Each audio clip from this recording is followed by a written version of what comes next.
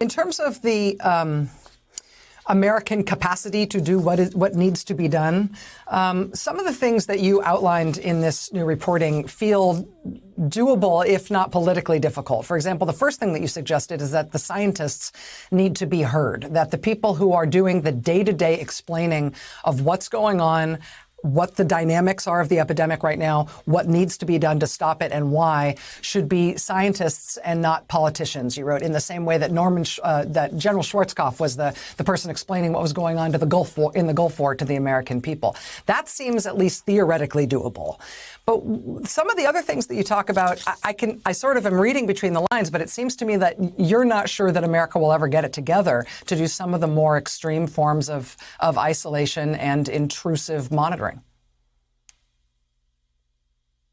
We are not nearly as together as the Italians right now, who are not famous for perfect cooperation with authority at any time. In Tennessee, people are still insisting on going the right to go to bars and stuff. In England, people, the minute they heard that the bars were going to close down, the bars were flooded for last call. No, and this is just the beginning. This is just an attempt to freeze everything in place. Then the real work begins, and the real work includes, first of all, you've got to get people who are infected out of their homes so that they don't infect their family members. And that means they're going to have to go, even if they have mild cases, even if they have almost no symptoms, they're going to have to go someplace where they can get over it together. And so that the ones who crash, which is a big phenomenon the second week for people, they seem to be doing fine, and then some of them who crash and need to be on oxygen.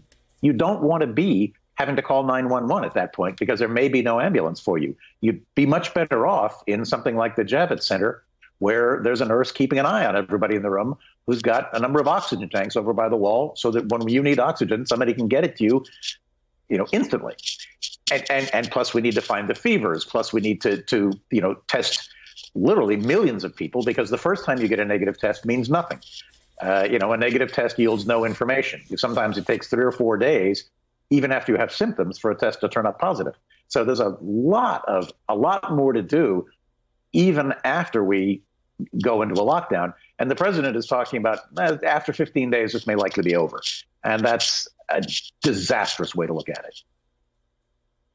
In terms of finding the fevers, I was interested to see that Dr. Fauci did an interview with Science Magazine in which the interviewer asked him, listen, in China, one of the things they do is they, point an infrared thermometer at your forehead before they allow you into the grocery store, before they allow you on the bus, to check to see if you've got a fever. Is that something that we should be doing here? And Dr. Fauci responded positively to that and said, I will bring this up in our task force meetings.